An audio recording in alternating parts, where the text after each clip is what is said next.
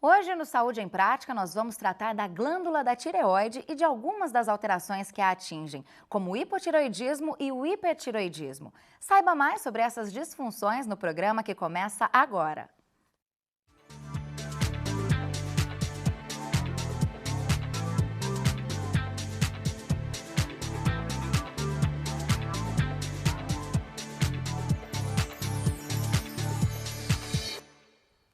E para nos esclarecer sobre as disfunções da tireoide, recebemos aqui a endocrinologista Isabela Muide Terribili. Doutora Isabela, obrigada pela sua presença aqui no Saúde em Prática. Eu que agradeço pelo convite. A gente que agradece. Bom, para a gente começar então aqui o nosso assunto, o nosso bate-papo, explica pra gente o que é a tireoide e qual é a sua função no organismo.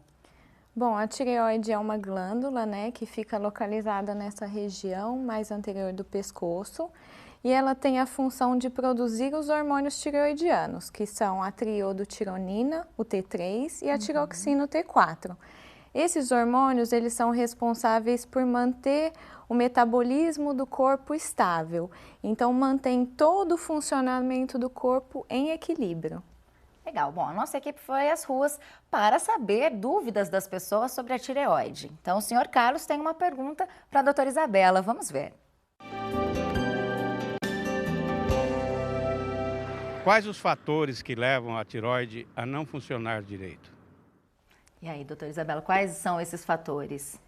Bom, existem algumas condições que podem predispor a alterações na tireoide, como uma história familiar importante de doença tireoidiana, o uso de algumas medicações crônicas, como os glicocorticoides, alguns anticonvulsivantes, antiarrítmicos, como a amiodarona, pacientes que precisaram por algum motivo receber radiação no pescoço ou próximo ao pescoço, como pacientes em tratamento de radioterapia, presença de algumas doenças autoimunes como o lúpus, o vitiligo, o diabetes tipo 1 e também situações como desnutrição e anorexia também podem predispor a alterações na glândula. Doutora Isabela, quais as principais disfunções que podem ocorrer nesta glândula? Bom, a tireoide pode apresentar uma alteração na estrutura, que seria um aumento do volume da glândula, que é o famoso bócio, ou aparecimento de nódulos na tireoide, e também pode apresentar alterações na função da tireoide, que seria o aumento ou a diminuição de hormônios tireoidianos, que seriam o hipo e o hipertireoidismo, Essas alterações, tanto de estrutura como de funcionamento, elas podem ocorrer simultaneamente, ao mesmo tempo, ou podem ocorrer de forma isolada, ou uma ou outra. E elas são bem diferentes uma das outras, que a gente vai explicar daqui a pouquinho melhor, Isso. Bom, a gente tem mais uma pergunta agora para a doutora Isabela e a dúvida do senhor Walter. Vamos ver. Como é feito o diagnóstico das alterações da tireoide? Tem algum exame, doutora Isabela? Como que é feito esse diagnóstico? Bom, o diagnóstico para alteração na função da tireoide é feito através da dosagem por exames de sangue dos próprios hormônios tireoidianos, que são o T3 e o T4, e também pela dosagem do TSH. O TSH é um hormônio que tem a função de estimular a tireoide a aumentar ou diminuir sua produção. Ele é o primeiro que se altera, por isso muitas vezes a gente usa o TSH como um exame de triagem. A gente também pode abrir mão aí de alguns exames de imagem, principalmente o ultrassom da tireoide, para avaliar melhor em termos de estrutura da glândula. E existe alguma faixa etária, algum perfil que está ali mais sujeito, predisposto a desenvolver alterações na tireoide? Sim, em geral, o hipotireoidismo, ele aumenta em frequência conforme ao aumento da idade, e o hipertireoidismo ele é mais comum nos adultos jovens, entre 20 e 40 anos, sendo que, de um modo geral, a doença tireoidiana ela comete mais a mulher, mais o sexo feminino. Bom, nós vamos para um rápido intervalo e no próximo bloco a gente segue falando sobre a tireoide. Até já!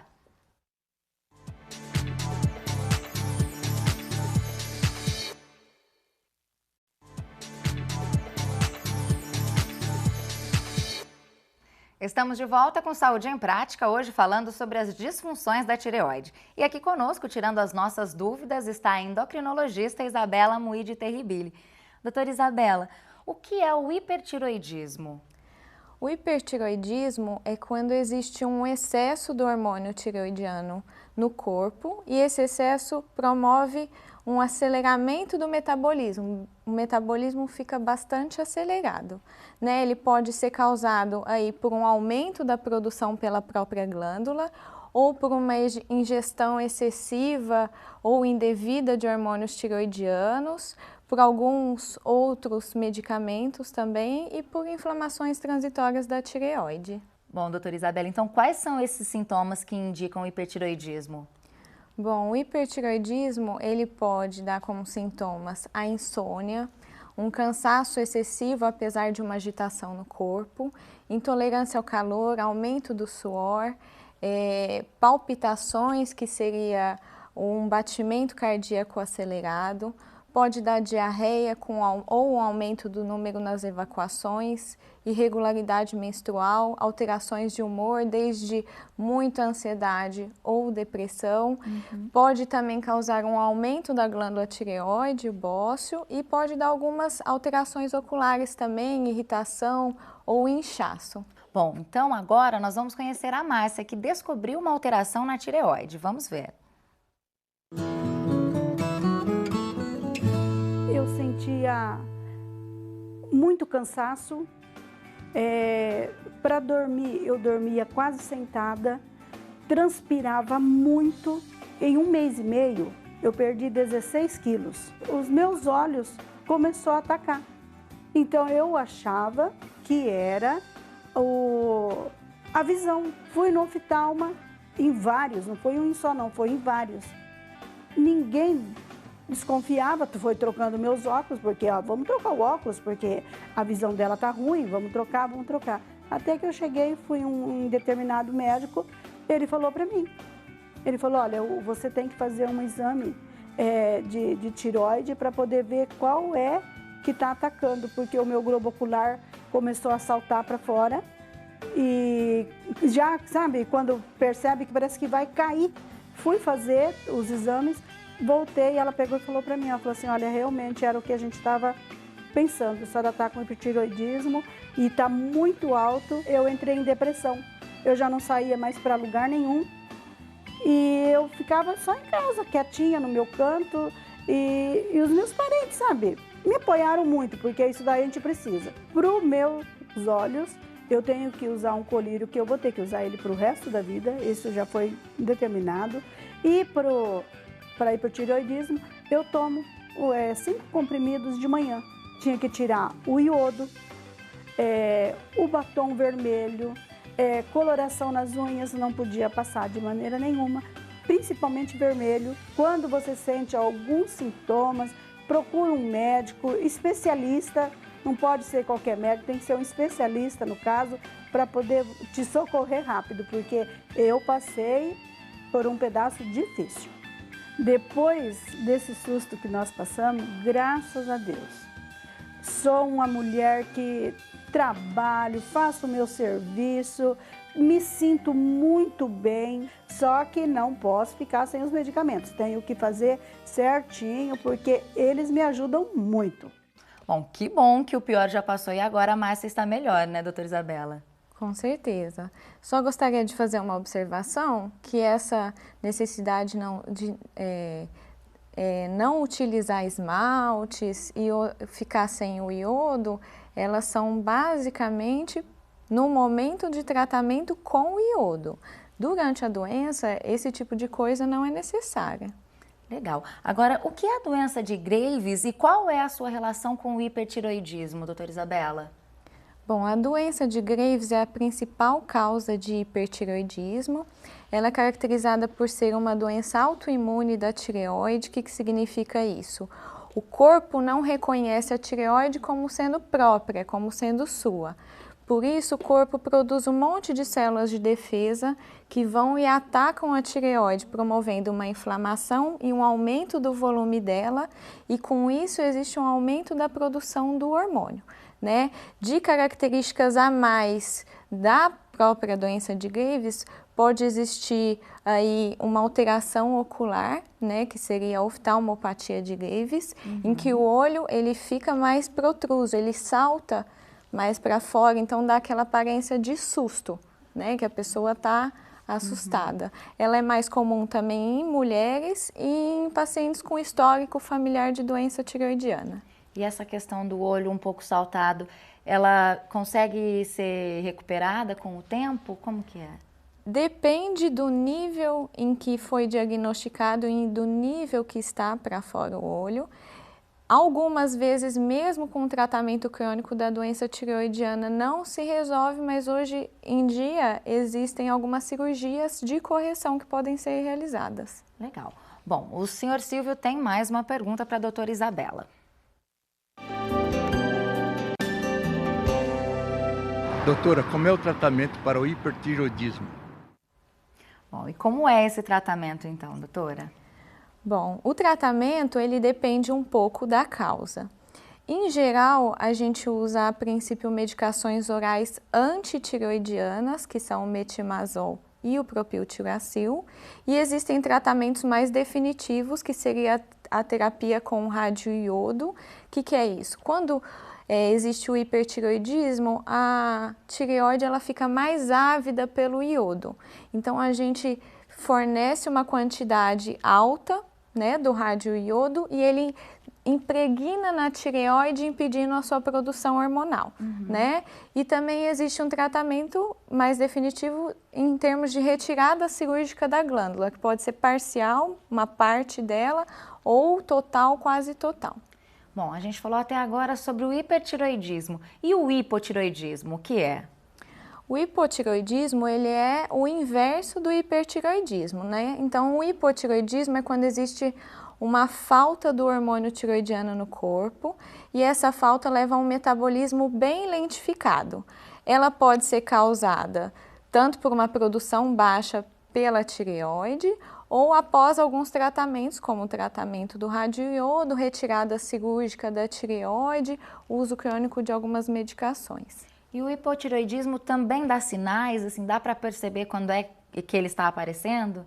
Sim, o hipotireoidismo, ele pode causar um cansaço, uma sonolência excessiva, ganho de peso, indisposição, alteração de humor, déficit de memória, um intestino mais ressecado, um hábito intestinal mais ressecado, irregularidade menstrual, pode também causar inchaço pelo corpo. Bom, e a tireoide, será que ela pode interferir na fertilidade e na gravidez? É o que você confere no próximo bloco do Saúde em Prática. E tem também o quadro Opção Saudável. Continue com a gente.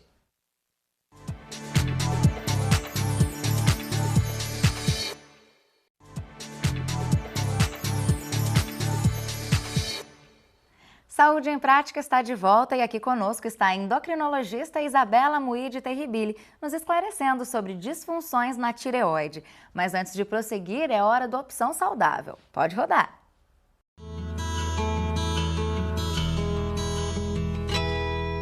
Eu sou Alberto Pereira, professor, e vou falar hoje para vocês um pouco sobre os benefícios da capoeira no Saúde em Prática. A capoeira é muito difícil de ser aprendida assim, mas ela não exige tanto de quem está começando, porque a capoeira ela tem método de ensino, a capoeira regional tem método de ensino. Então a gente parte sempre dos movimentos mais simples para os mais complexos. Eu tenho algumas dificuldades, algumas limitações, né? Mas assim, eu estou superando. Qualquer pessoa, a princípio, pode praticar capoeira. As restrições com relação à idade, elas não existem. Exceto, eu não acho muito adequado crianças muito pequenas, abaixo de 7 anos, praticando capoeira de maneira mais sistematizada. Eles devem, na verdade, brincar de capoeira. Me ajuda bastante na coordenação motora, que eu tenho um pouco de dificuldade nessa parte. Também condicionamento físico melhora bastante também. Dá para se dizer que numa aula de capoeira é possível gastar com tranquilidade algo próximo de 700 calorias, o que é bastante elevado. Minha mãe precisava que eu fizesse algum esporte, então eu escolhi capoeira. As crianças, elas não se tornam menos hiperativas, né? Essa hiperatividade ela continua, ela consegue na verdade gastar um determinado volume de energia em função dessa própria potência aeróbia que a capoeira coloca, e as lutas em geral também colocam, mas por outro lado você não pratica sozinho, você pratica com outro, e ao praticar com outro a necessidade da concentração ela se torna imprescindível. Então, as crianças hiperativas são, de fato, muito beneficiadas com a prática da capoeira, do judô, de outras manifestações. Eu gosto da capoeira por causa dos golpes, do ritmo da música e das amizades que eu faço aqui. Me sinto muito bem fazendo capoeira, me sinto realizada mesmo, sabe?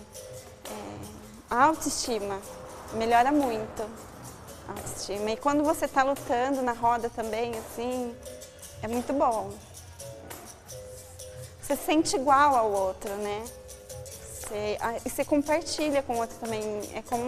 É uma família, né? Convido a todos para virem praticar capoeira. A capoeira é fenomenal porque além de propiciar um excelente ganho das competências físicas aeróbias, a potência anaeróbia, o tônus muscular melhorado, o aumento da flexibilidade, ele também é uma atividade praticada coletivamente e ao ser praticada coletivamente abre as possibilidades da pessoa poder interagir num grupo, pertencer a esse grupo e a capoeira é parte da nossa cultura. Então, via capoeira conhece-se também a história do Brasil, uma história real, uma história factível. Então, capoeira, ela vai além do movimento, ela vai para o corpo. O corpo não somente como estrutura física, mas uma estrutura que foi também socialmente construída.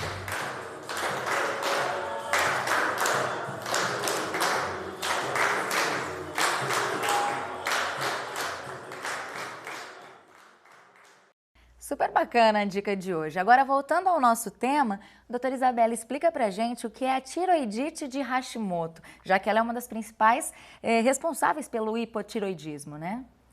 Bom, a gente pode falar que a doença de Graves está para o hipertiroidismo, assim como a tiroidite de Hashimoto está para o hipo. Então, a tiroidite de Hashimoto é a principal causa do hipotiroidismo, ela também é uma doença crônica e também é uma doença autoimune da tireoide. No entanto, nesse caso, a inflamação que é causada na glândula, ela pode tanto aumentar o volume da glândula como atrofiá-la, e a glândula não consegue mais produzir a quantidade adequada de hormônio. Também é mais comum em mulheres e é uma das principais alterações da tireoide, uma das mais comuns. E tem cura o hipotiroidismo, doutora? Na verdade, depende da causa. Então, os hipotiroidismos que são causados pós uma terapia de iodo ou pós uma cirurgia de ressecção da glândula, eles vão precisar de uma reposição hormonal para o resto da vida, né? No caso da tiroidite de Hashimoto, pelo menos 95% também vão precisar de um tratamento contínuo, nem que sejam doses pequenas de reposição, apesar de poder passar por momentos aí de normalização, né? Agora, os hipotiroidismos causados por uso de medicações ou mesmo por inflamações transitórias da tireoide, eles podem sim voltar a normalizar a glândula, mas o tempo e a necessidade da reposição vão ser avaliados conforme o segmento médico com exames. Doutora Isabela, agora para quem tem ou o hipotiroidismo ou o hipertiroidismo, tem algum alimento que deve ser evitado ou que seja recomendado para diminuir um pouco do desconforto e de alguns sintomas? Infelizmente não existe nenhum alimento, nenhuma atividade que melhore nem os sintomas e nem a função da tireoide. Né? Isso é inerente aí ao que a gente possa estar ajudando. Mas tendo que acompanhar e fazer essas reposições hormonais, esses medicamentos para controlar. Isso. Bom, e para quem está grávida, por exemplo, e tem essa disfunção na tireoide, isso pode ocasionar algum problema ao feto? Pode. Na verdade, assim, alterações durante a gravidez na função da tireoide são uma das causas de abortamento precoce, né? Mulheres com hipotireoidismo descontrolado na gestação, elas podem predispor a alterações cognitivas no neném, então dificuldade aí de aprendizagem, até mesmo deficiência na parte da inteligência e do QI. E as mulheres com hipertireoidismo descontrolado, elas têm uma chance maior de ter filhos com hipo ou hipertireoidismo congênito. Por isso é importante que a mulher que tem disfunção tireoidiana, ela mantenha a glândula bem controlada antes de engravidar e durante o segmento da gestação faça um acompanhamento conjunto rigoroso com o endocrinologista. Legal. Agora, em relação à fertilidade, essas doenças, elas também podem afetar a fertilidade? Podem. Mesmo alterações discretas na função tireoidiana podem promover uma alteração não só na regularidade do ciclo menstrual, como também na ovulação, dificultando a gravidez. Então, mulheres com dificuldade em engravidar, elas devem sempre estar fazendo rastreamento, aí fazendo o exame, porque se a causa da dificuldade for uma alteração tireoidiana, o tratamento normaliza a fertilidade. Doutora Isabela, em relação ao câncer de tireoide, ele está ligado ao hipo ou ao hipertireoidismo? Na verdade, pacientes com hipertireoidismo têm uma chance menor de ter câncer de tireoide. No entanto, pacientes com hipertireoidismo, eles têm alguns tipos de câncer que podem ter maior prevalência, né? Os carcinomas papilíferos e os linfomas de tireoide são mais comuns em pacientes com hipotireoidismo. Apesar de ter essa chance aumentada, os pacientes que têm câncer associado ao hipotireoidismo, em geral, eles têm um controle mais rápido e melhor do câncer. Então, ele é um pouco menos agressivo nesses pacientes. E em quais casos a cirurgia é indicada? Em relação ao câncer? Em relação à tireoide em geral, tanto ao hipertireoidismo ou ao hipotireoidismo? No hipotireoidismo não há nenhuma indicação cirúrgica, né?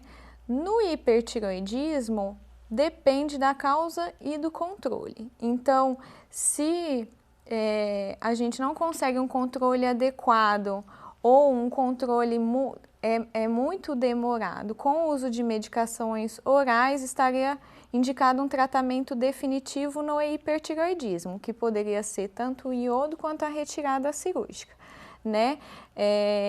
Em casos de nódulos na tireoide associado ao distúrbio da tireoide, também existe a opção de fazer a retirada cirúrgica ou da glândula como um todo ou parte dela, para o controle. Legal, doutora Isabela, nosso programa já está chegando ao fim, então gostaria de agradecer a sua participação por ter trazido tantas informações para a gente. Obrigada, viu? Obrigada, espero ter conseguido tirar algumas dúvidas a respeito da tireoide, que é tão importante aí no nosso corpo. Com certeza, tirou sim. Bom, esse e todos os programas já exibidos estão em nosso site, então você pode rever na hora que quiser. E a gente se encontra na semana que vem, no próximo Saúde em Prática. Até lá!